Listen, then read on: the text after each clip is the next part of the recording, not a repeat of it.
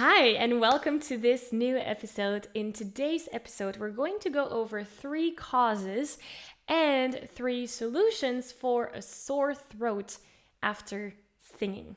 Let's dive into it.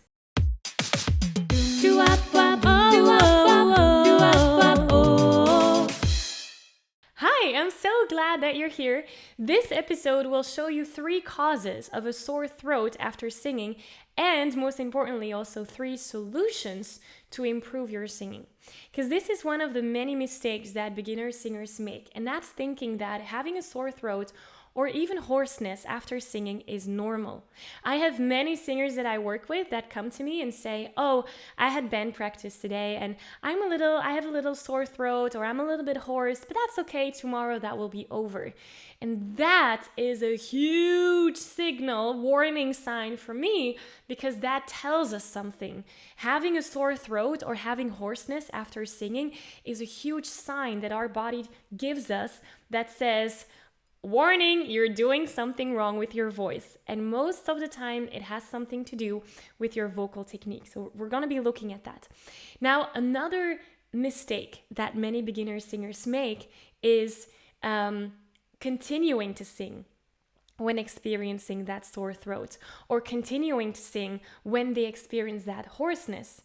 Because we think oftentimes like, oh, it's not a big deal, it's gonna be finished by tomorrow. And then we continue to sing on those damaged vocal cords, and that might actually make things worse. We don't want to have that. So once we are aware of those mistakes, the first one, thinking that it's normal to have a sore throat, and the second one, continuing to sing on a sore throat, once we are aware of these mistakes, we can actually do something about it.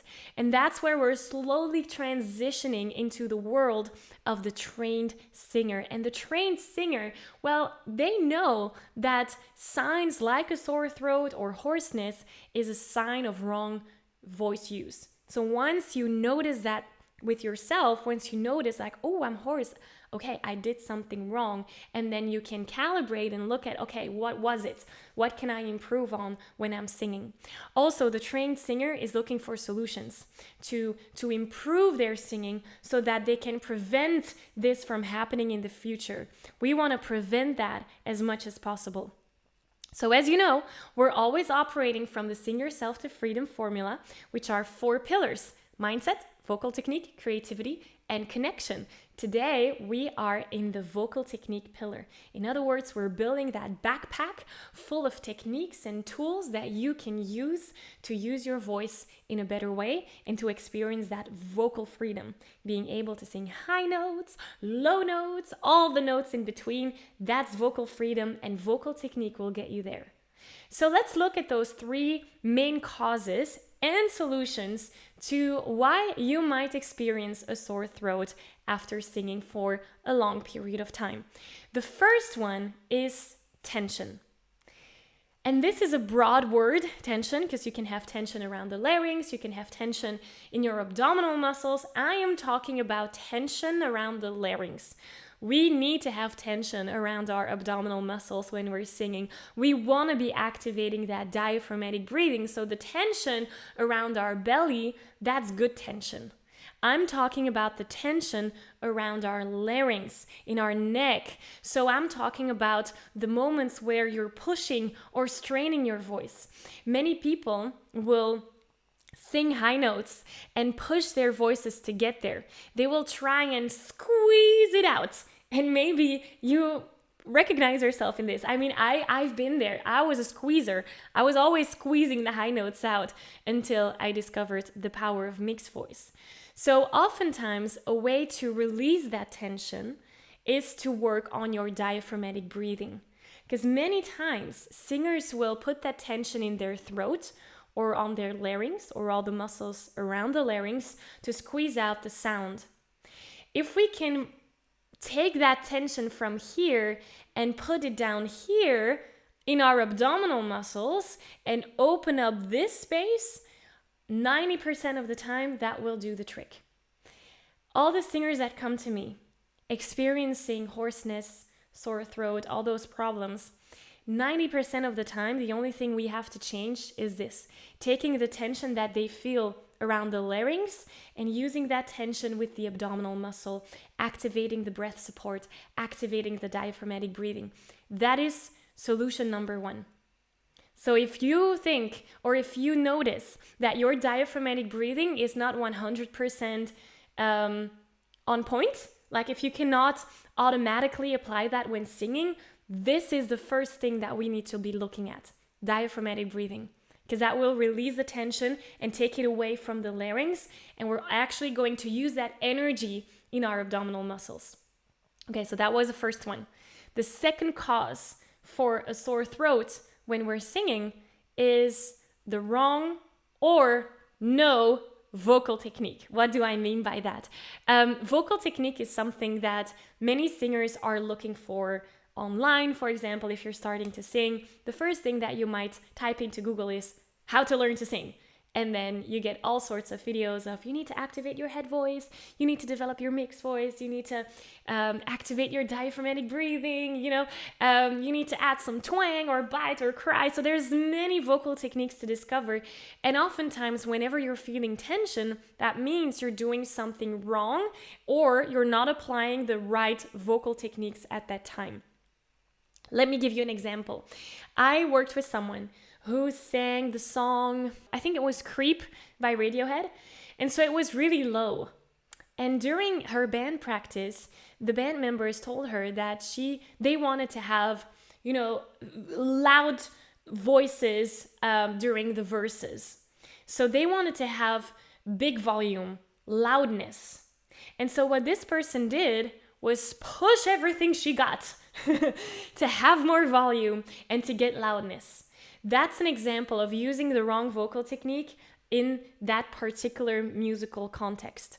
What we want to do in the lower pitches to get volume is, for example, using twang.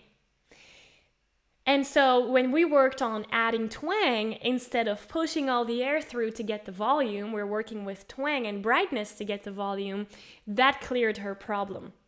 And so it might be that you're using a particular vocal technique, but in the wrong musical context. So knowing which vocal technique to apply when, that's the key here. That's the solution to this. Also, switching between registers is a really important one, because oftentimes, and that comes back to number one, the tension and the poor vocal technique has to do with not switching on time between registers. So there's actually two solutions here. First is developing the knowledge about which vocal technique you can use at what point in time.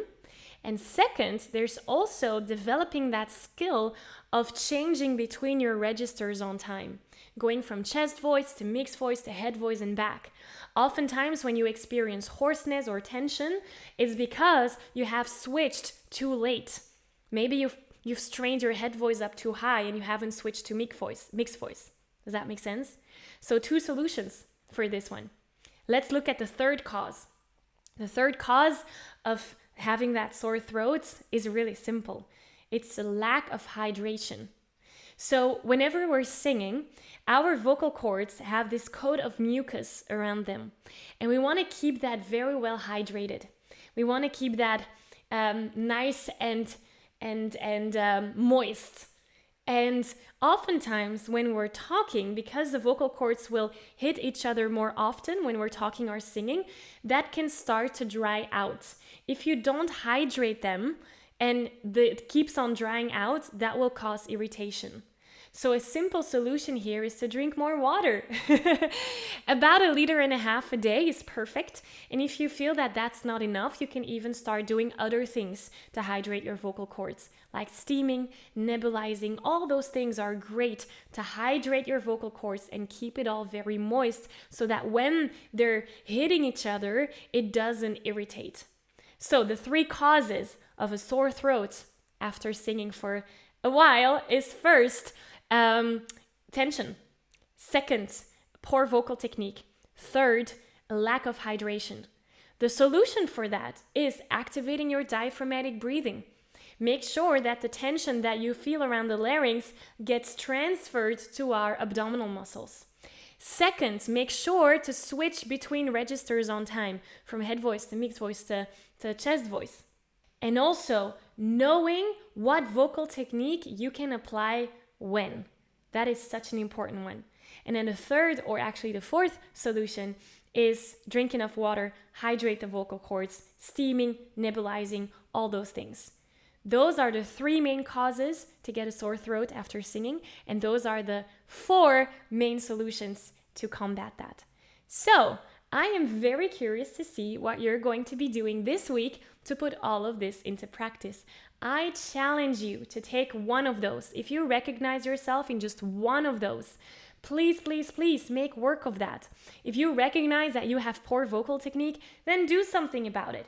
By the way, in a few short days, I'm actually doing a training about the most powerful vocal technique. So that might be a nice first step to develop yourself further. This training is completely free. You can sign up using the link. I'll link to it in the description here below. But this is a beautiful first step to really get that vocal technique in shape so that you know which vocal technique to use when, and you know when to transition between all of those registers. So go do that. That's your homework. I'm looking forward to see you on that free training. And if I don't see you there, then I'm hoping to see you here again very soon. Thank you so much. Bye.